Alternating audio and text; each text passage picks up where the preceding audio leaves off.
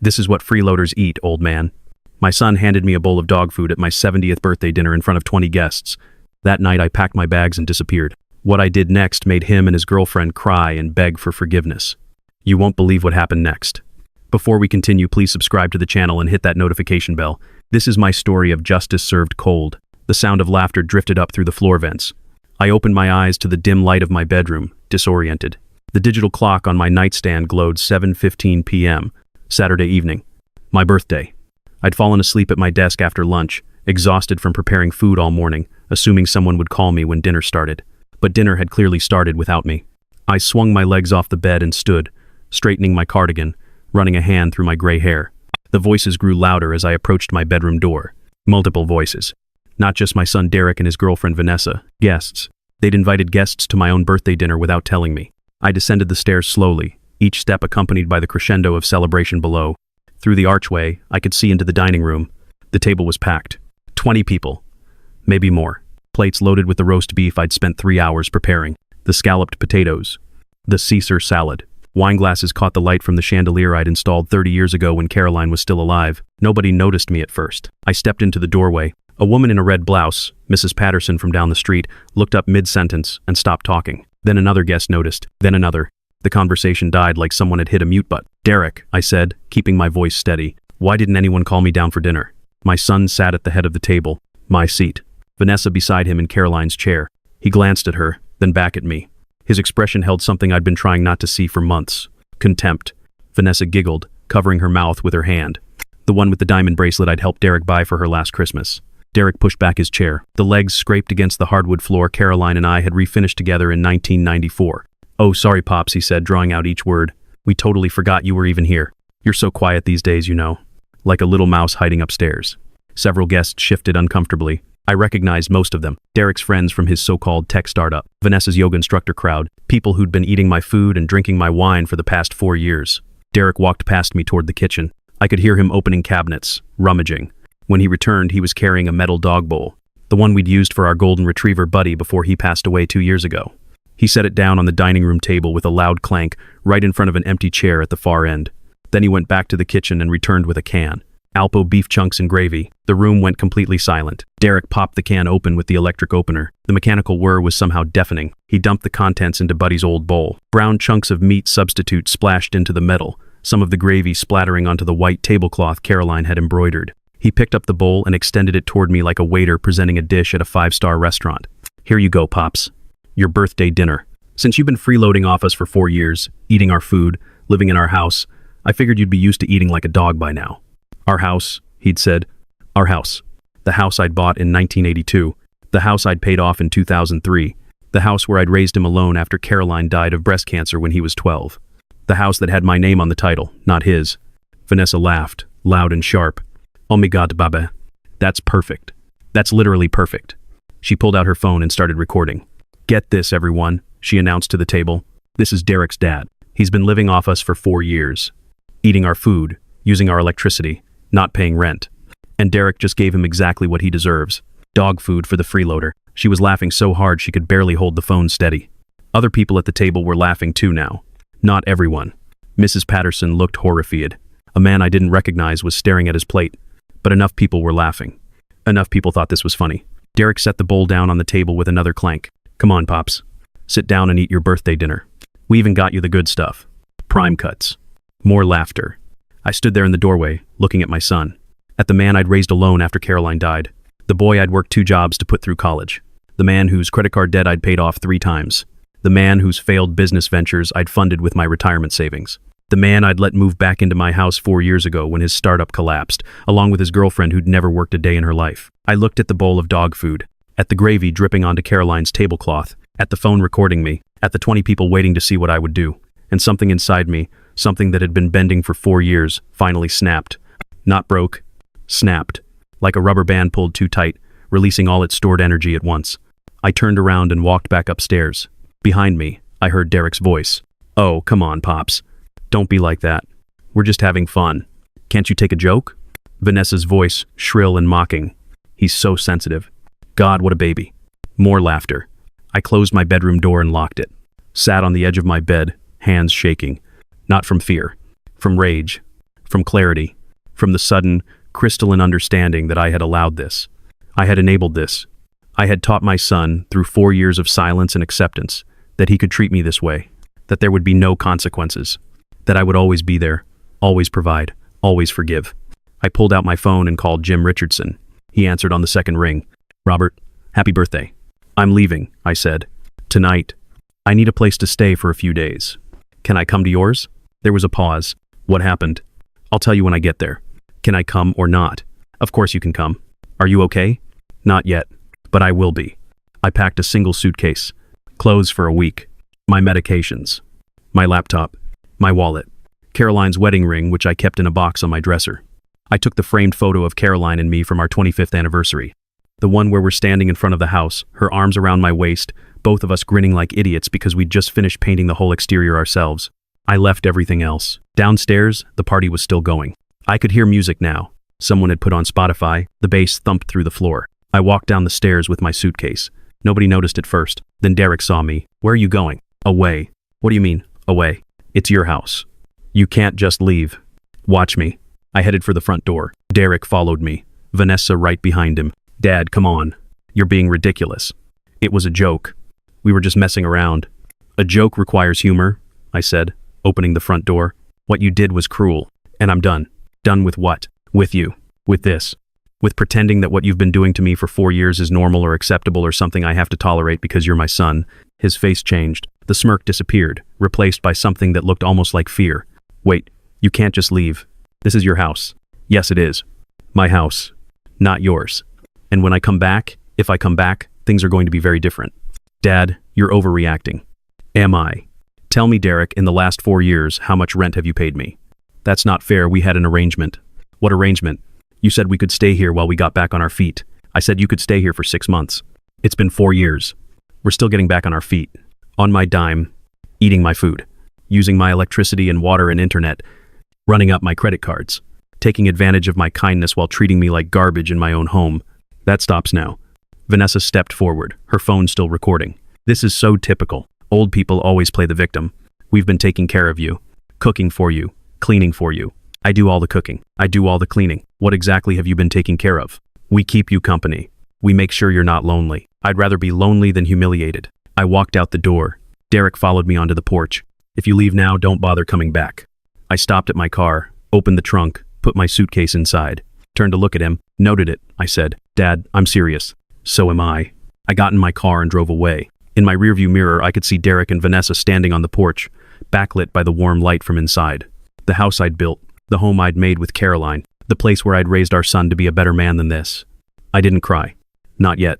I drove to Jim Richardson's house across town, focusing on the road, on the simple mechanics of driving, on anything except the fact that my son had just fed me dog food in front of 20 people on my 70th birthday. Jim was waiting on his porch when I pulled up. He helped me carry my suitcase inside. His wife Margaret had made up the guest room. There was a plate of cookies on the nightstand and a note that said, "Welcome, whatever you need, we're here." Jim and I sat in his living room. I told him everything, not just tonight, but the last 4 years. How Derek and Vanessa had moved in, supposedly temporarily. How temporary became permanent. How they'd started treating my house like their house.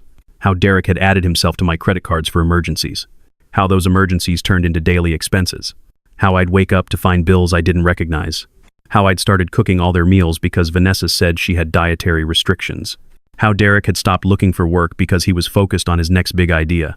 How they'd started having their friends over constantly, parties I wasn't invited to in my own home. How they'd gradually, systematically, made me feel like a guest in the house I'd owned for 40 years. Jim listened without interrupting. When I finished, he was quiet for a long moment. Then he said, "What are you going to do?"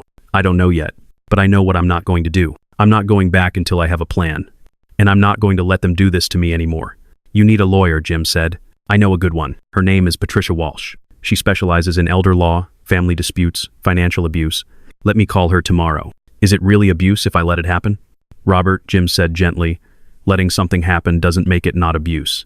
It just makes you human." That night, I lay in Jim's guest room and thought about Caroline, about what she would say if she could see what had become of our son. Caroline had been fierce. Kind, yes, but fierce. She wouldn't have tolerated Derek's behavior for 4 years. She wouldn't have let it get this far. She would have set boundaries immediately. Consequences. Expectations. I'd been too soft. Too willing to give second chances, third chances, infinite chances. too afraid of losing my son to risk confronting him. But I'd lost him anyway. Somewhere along the way, the boy I'd raised had become someone I didn't recognize, and I'd enabled it by accepting it. The next morning, Jim called Patricia Walsh. She agreed to see me that afternoon. Her office was in a downtown high-rise, 32nd floor, floor-to-ceiling windows overlooking the city. She was maybe 60, gray hair cut short, sharp eyes that missed nothing. "Tell me everything," she said. So I did. I told her about the 4 years, about the dog food incident, about the credit cards and the bills and the constant taking without giving, about feeling like a prisoner in my own home. When I finished, she was quiet for a moment, making notes. Then she looked up. "Do you have documentation?" "Of what?" "The credit card charges. The bills. Any written agreements about their living situation. I have the credit card statements. I keep everything.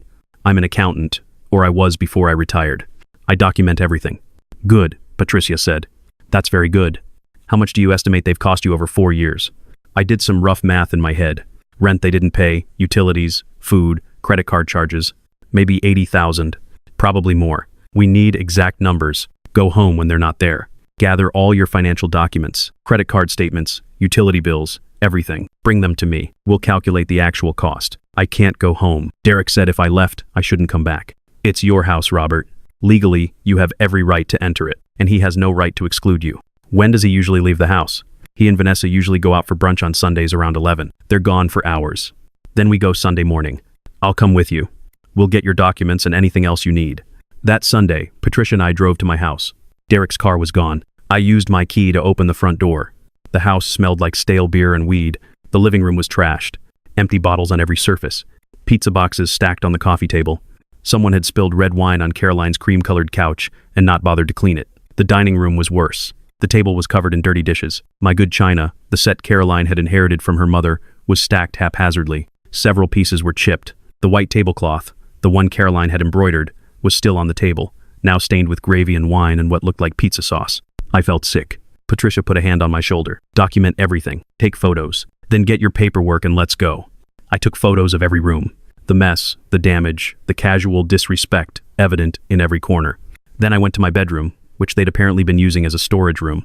There were boxes of Vanessa's clothes stacked against one wall. Derek's collection of vintage video games took up half the closet. My filing cabinet was buried under their junk. I dug it out and loaded it into my car. 4 years of financial documents, credit card statements, utility bills, bank records, everything.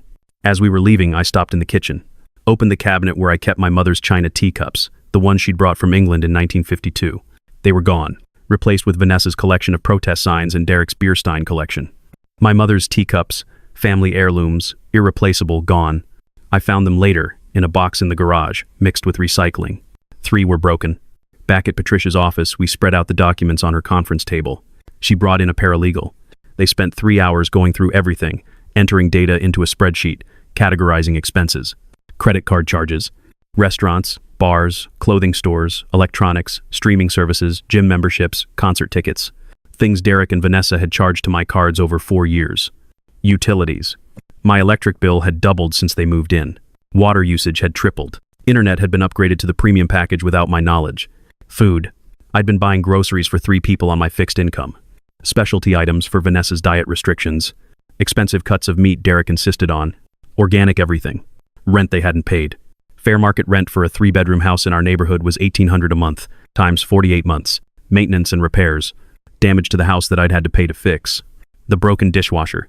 The cracked bathroom tile. The stained carpets in the guest room. When they finished, Patricia turned the laptop toward me. Total cost over 4 years, $134,870. I stared at the number. That can't be right. It's right. And it's probably conservative. We only counted documented expenses. I'm sure there are things we missed. $134,000. My retirement savings, the money I'd planned to live on for the next 20 years, the money Caroline and I had saved together, scrimping and planning and sacrificing, gone. Spent on Derek's lifestyle and Vanessa's whim. What can I do? I asked. Several things. First, you can file a civil suit for restitution of the money they've taken. Given your documentation, you have a strong case. Second, you can evict them from your house. They're tenants, even without a formal lease. You'll need to give proper notice, but you can absolutely remove them legally. Third, and this is important, Robert, you can report the credit card fraud to the police. They used your cards without authorization for personal expenses. That's a crime. I don't want my son to go to jail. Then we focus on civil remedies. But you need to understand, What they've done to you constitutes elder financial abuse. It's serious, and you have every right to pursue legal action. How long will it take? The eviction process, probably 60 days if they contest it. The civil suit for restitution, 6 months to a year. Maybe longer if they fight it. Will I get my money back? That depends on whether they have assets or income. But even if you don't recover the full amount, you establish consequences. You establish that their behavior was unacceptable and illegal. And you take back control of your life. Do it, I said. All of it. Eviction, lawsuit, everything. I want my house back. And I want them to understand what they've done. Patricia nodded. I'll start the paperwork today. You'll need to serve them with the eviction notice and the lawsuit. That can be done by a process server. You don't have to see them. Good, because I don't want to see them. Not yet. Not until this is done. Over the next week, Patricia moved fast. The eviction notice was filed and served. 60 days notice to vacate the premises. The civil lawsuit was filed in district court, claiming $134,000 in damages plus legal fees and court costs. Derek called me 17 times in the first 24 hours after being served. I didn't answer. He left voicemails. The first few were angry. Dad, what the hell is this? You're suing me? Your own son? This is insane. Call me back right now. Then they became pleading. Dad, please, we can work this out. You don't need to do this. We'll pay you back, I swear. Just drop the lawsuit, please. Then Vanessa started calling. Her voicemails were different. Threatening. This is harassment. We're going to sue you for emotional distress. You can't just throw us out onto the street. We have rights. I forwarded every voicemail to Patricia. She added them to the evidence file. The next Sunday, Jim and I drove past my house. There was a dumpster in the driveway. I could see Derek and Vanessa loading boxes into it. Furniture stacked on the lawn. They were trashing my things. I took photos. Sent them to Patricia. She filed an emergency motion for a restraining order preventing them from damaging or removing property. The judge granted it within 48 hours. A sheriff's deputy showed up at my house to enforce the order. Derek called me again. You're destroying my life. No, I said. I answered this time. I'm reclaiming mine. There's a difference. I raised you. I gave you everything. How can you do this to me? How could you feed me dog food on my 70th birthday? That was a joke. It wasn't funny. You're too sensitive. Maybe. Or maybe I'm finally sensitive enough to recognize when I'm being abused. We're not abusing you. We've been taking care of you. Derek, in 4 years you've cost me $134,000. You've damaged my property. You've disrespected me in my own home. You've treated me like a burden and a fool. That's not care. That's exploitation. There was silence on the other end. I can't afford this lawsuit. We don't have that kind of money. Then you should have thought of that before you spent $134,000 of my money. Please, Dad. I'm begging you. Drop the suit. We'll move out voluntarily. We'll disappear. You'll never see us again. Just please don't destroy us financially. I thought about this. About what I wanted. Was it money? No. The money was gone and probably unrecoverable. Was it revenge? Maybe. But more than that, it was accountability. It was consequences. It was teaching my son, finally, that actions matter. That you can't treat people like garbage and expect them to keep loving you unconditionally.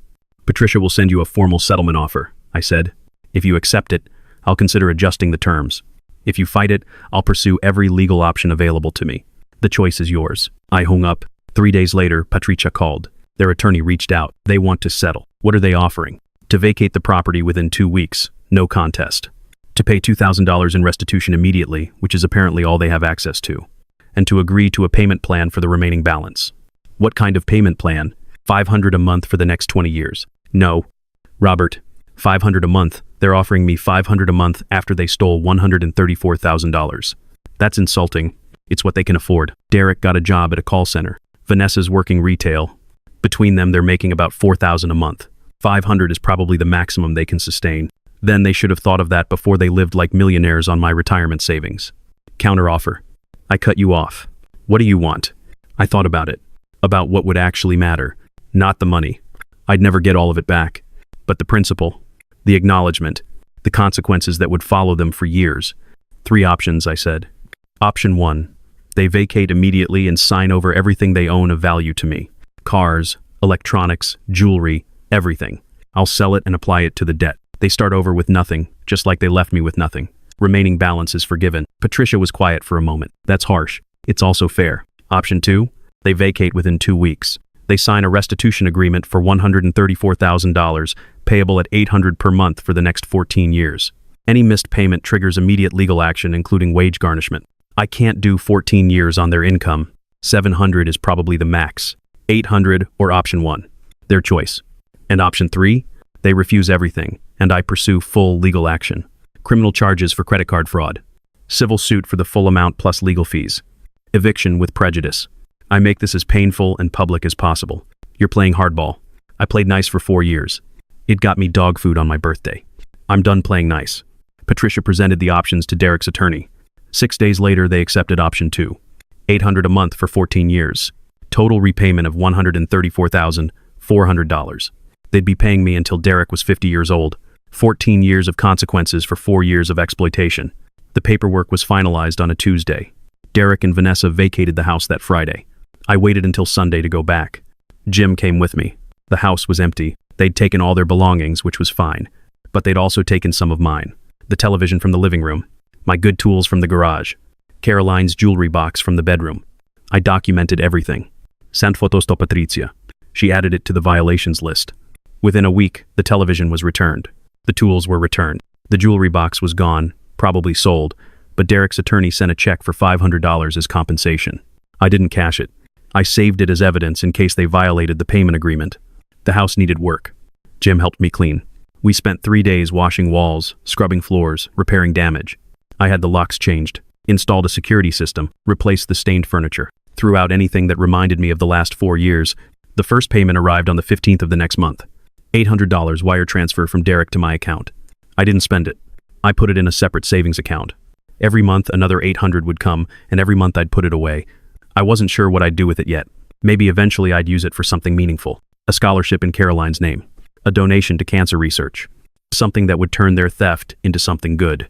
Or maybe I'd just let it sit there, growing, proof that actions have consequences and debts must be paid. Either way, the money wasn't really the point. The point was that I'd stood up. I'd set boundaries. I'd chosen dignity over guilt. I'd chosen myself. And as I sat in my living room that evening, Caroline's picture back on the mantle where it belonged, I knew I'd made the choice she would have wanted me to make. The choice to be worthy of respect. The choice to demand it when it wasn't given. The choice to walk away when it was refused. 3 months after the settlement, I did something I hadn't done in 4 years. I invited people over. Jim and Margaret. Patricia Walsh. Mrs. Patterson from down the street. A few other friends I'd lost touch with during Derek's occupation of my home. We sat in my dining room at Caroline's table, eating food I'd cooked without resentment, drinking wine I'd bought without checking the price, talking about life without walking on eggshells. Jim raised his glass. To Robert, he said, to standing up, to knowing your worth, to taking back your life. We clinked glasses. That night, alone in my house, I felt something I hadn't experienced in years. Peace. Not victory, not triumph, not revenge. Just simple, honest, earned peace. A week later, something unexpected happened. Patricia called. Robert, she said, I wanted you to know we've been getting calls. Calls. From who? Other seniors. People who heard about your case somehow. Word travels in elder law circles. They're in similar situations. Adult children exploiting them financially. They want to know if I can help them the way I helped you. Can you? Yes, but there's a problem. Most of them can't afford a lawyer. And many of them are too scared or ashamed to take action even when they can afford it. What are you suggesting?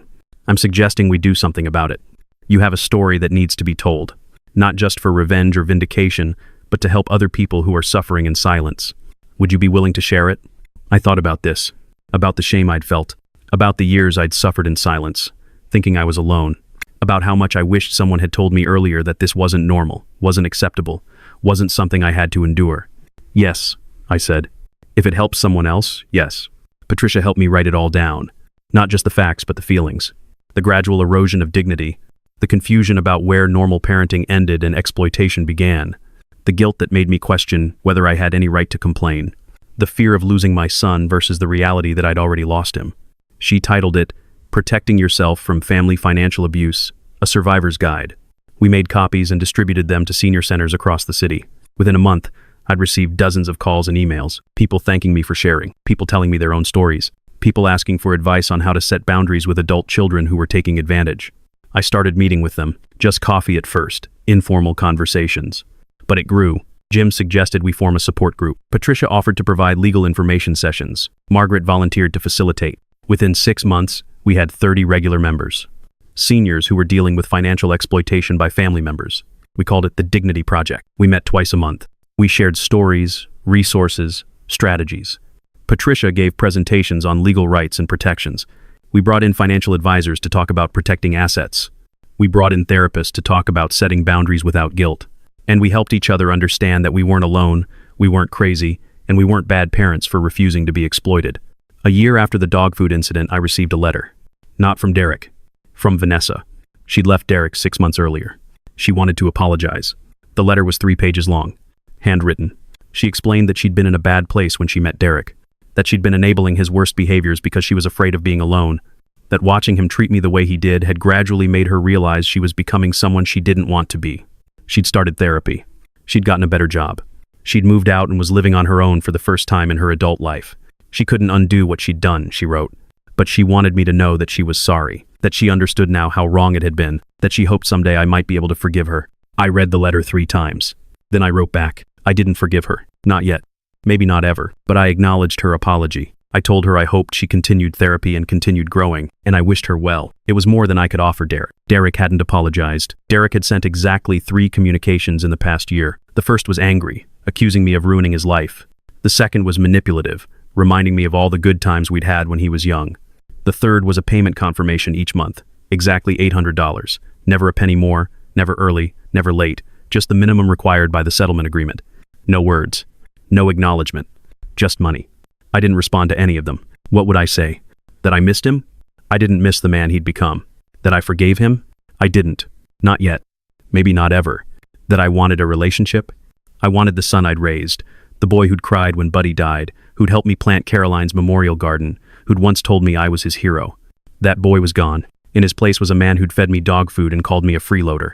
A man who'd stolen my retirement savings without guilt. A man who'd turned my home into a prison. I didn't want a relationship with that man. On my 71st birthday, I threw a party. Not at my house, at the community center where the Dignity Project met.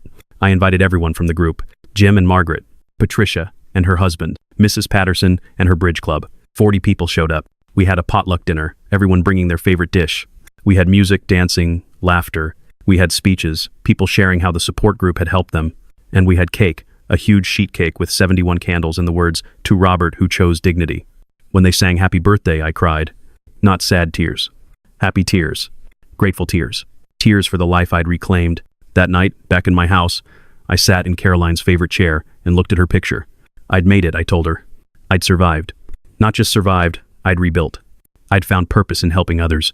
I'd found community in shared struggle. I'd found peace in choosing myself. The dog food incident had been the catalyst, the humiliation that finally broke through my denial. But it wasn't the end of my story. It was the beginning of understanding my worth. The beginning of demanding respect. The beginning of living the rest of my life on my terms, not anyone else's. Derek was still paying me $800 a month. He'd be paying me for another 13 years. Every payment was a reminder that actions have consequences, a reminder that kindness, without boundaries, becomes exploitation, a reminder that love doesn't require tolerating abuse. I didn't hate him. Hate takes too much energy, and I needed my energy for better things. I didn't miss him. You can't miss someone who never really existed. And the son I'd thought I had was a fantasy. But I did grieve him. I grieved the relationship we'd never have. I grieved the man he could have been if he'd made different choices. I grieved the loss of the future I'd imagined, the one where we'd grow old together, where I'd watch my grandchildren grow up, where family meant something more than exploitation. That future was gone. In its place was something different, something smaller, maybe, but something real, something honest, something mine. I had my home back. I had my dignity back. I had my life back. And I had something else, too. Purpose. Every month at the Dignity Project meetings, I saw the same pattern. Someone new would arrive, scared and ashamed, convinced they were the only one whose adult children were taking advantage. They'd share their story in halting words, expecting judgment. Instead, they'd find understanding, recognition, solidarity. We'd all been there. We'd all made the same mistakes, believed the same lies, sacrificed ourselves on the altar of family loyalty. And we'd all found the strength to say enough, to set boundaries, to choose ourselves.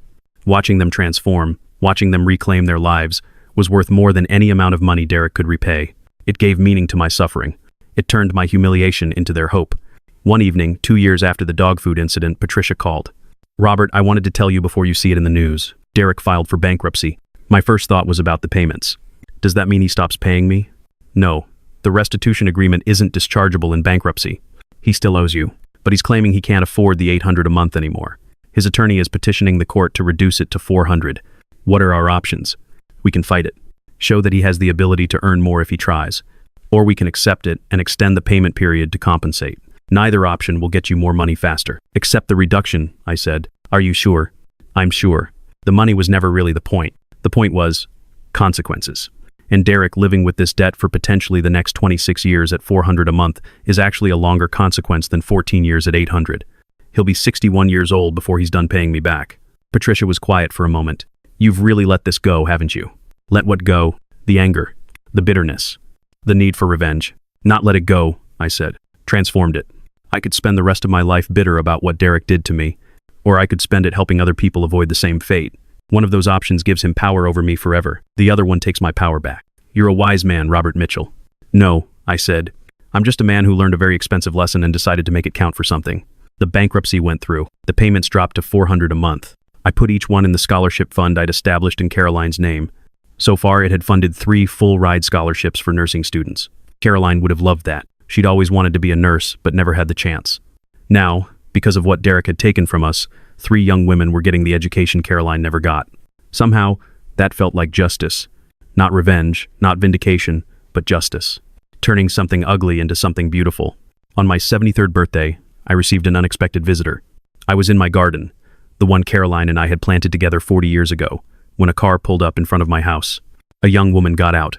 She was maybe 30, with Derek's dark hair and Caroline's smile. My heart stopped. Mr. Mitchell? She approached slowly, hands visible, non-threatening. Yes? My name is Amanda. I'm Derek's daughter. From his first marriage. I know who you are, I said. Derek had been married briefly in his 20s. It had ended badly. He'd lost contact with his daughter when she was 5.